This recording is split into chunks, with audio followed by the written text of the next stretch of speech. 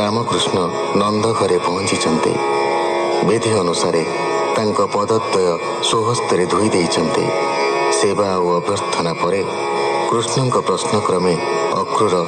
ସବିସ୍ତାର ସବୁ ଘଟଣା ବର୍ଣ୍ଣନା କରିଛନ୍ତି। ସବୁ ଶୁଣି କୃଷ୍ଣ ପିତାଙ୍କ ନିକଟରେ କଂସର ଆମନ୍ତ୍ରଣ କଥା ଜଣାଇଛନ୍ତି। ଅକ୍ରୂର ବି କଂସର ଚିଠି ଦେଇଛନ୍ତି ନନ୍ଦଙ୍କୁ।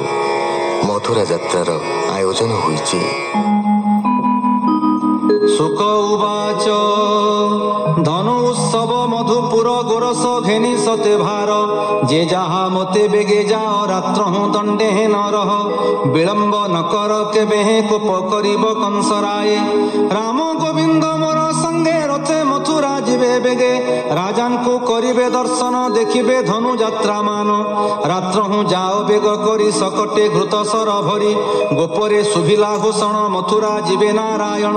ରାଜାଙ୍କୁ ଦର୍ଶନ କରିବେ ମଥୁରା କଟକେ ରହିବେ ବନ୍ଦୀ କରିବ ମଧୁପୁରେ ଲୁଚି ଯେ ଛନ୍ତି ନନ୍ଦ ଘରେ ଶୁଣି ଗୋପାଳେ ଛନ ଛନ ବିକଳ ଗୋପୀଙ୍କର ମନ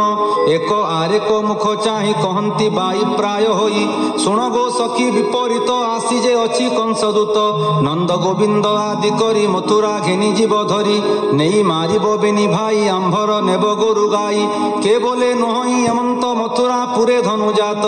ଯାତ୍ରାକୁ ଯିବେ ବେନି ଭାଇ ରଥ ଦେଇଛି ପଠିଆଇ ରାଜ ନିଯୋଗ ଆବରିବେ ମଥୁରା କଟକେ ରହିବେ ନନ୍ଦ ଯଶୋଦା ଆଦି କରି ଗୋପରେ ଯେତେ ନର ନାରୀ ଗୋରସ ଦେବେ ରାଜା ଆଗେ ଯାତ୍ରା ଦେଖିବେ ନବରଙ୍ଗେ ପୁଣି ଆସିବେ ଗୋପପୁର ରହିବେ ରାମ ଦାମୋଦର ଶୁଣି ଗୁଆଳି ଶୋକ ଚିତ୍ତେ ଥୋକେ ବୋଲନ୍ତି ଏହି ମତେ କି ବୁଦ୍ଧି କରିବା ଗୋ ଏବେ କୃଷ୍ଣ ମଥୁରା ଯେବେ ଯିବେ କେମନ୍ତେ ବଞ୍ଚିବା ଗୋ ଦିନ କୃଷ୍ଣ ଯେ ଆମ୍ଭର ଜୀବନ କହି କାତରେ କମ୍ପେ କାଏ ମୂର୍ଚ୍ଛିତେ ପଡ଼ିଲେ ଥୋକାଏ ଶିଶିରେ ଜହ୍ନେ ପଦ୍ମବନ କ୍ଷଣକେ ହୁଇ ଦହନ କାହାର ମୁଖ ଗଲା ଶୁଖି କେ ଭାବେ ବୁଝେବେନି ଆଖି କାହାର ଫିଟିଲା ଅଞ୍ଚଳ କଟି ମେଖଳା ଅସମ୍ଭାଳ କେ ଗଡ଼ି କାନ୍ଦଇ ଧରଣୀ ଦେହ ଅବନି କେ ନ ଜାଣି ହା କୃଷ୍ଣ ବୋଲି ମୋହେ ପଡ଼ି କେ ମୁଣ୍ଡେ ବେନି କର ତାଡ଼ି ଶିରେ କେ ମାରଇ ପଥର ହା ହା ଗୋବିନ୍ଦ ହଳଧର କେ ବୋଲେ ଜାଣି ବାଟି ଆଜ ମୋର ମହିମା ତୁମ୍ଭେ ବୁଝ ଅକ୍ରୂର ସଂହାରିବି ଆଜ କି କରିପାରେ ଭୋଜରାଜ ରାମ ଗୋବିନ୍ଦ ବେନି ଭାଇ ମୁହିଁ ଗୋ ଆସିବି ରୁହାଇ କଂସ କି କରିବ ମୋହର ଆମ୍ଭର କୃଷ୍ଣ ବଳିଆର ଦେଖିଲ ଟିକି ଚକ୍ଷୁ ଦ୍ୱାରେ ଗିରି ତୋଳିଲେ ବାମ କରେ ପୁତନା ଆଦି କେସି ଯାଏ ଗୋବିନ୍ଦ ମାଇଲେ ନିର୍ଭୟେ ତାହାର ଭୁଜ ଆଶ୍ରେ କରି ସୁଖେଣ ଗୋପରେ ବିହରି ଅକ୍ରୂର ମାରିବା ଗୋଆସ କି କରି ପାରିବ ସେ କଂସ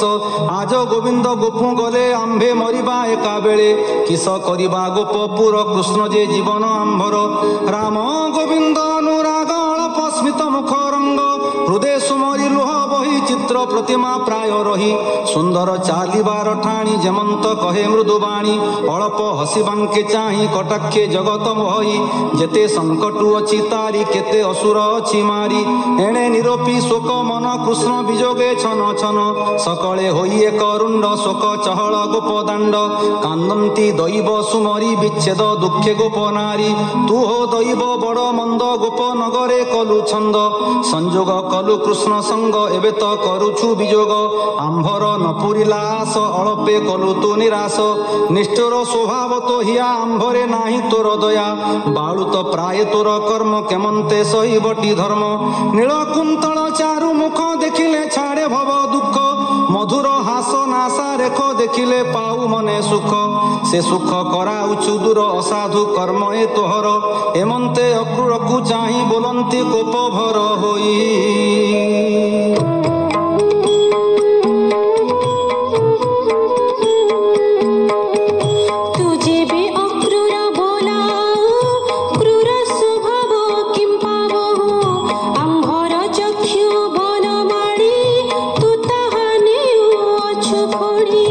No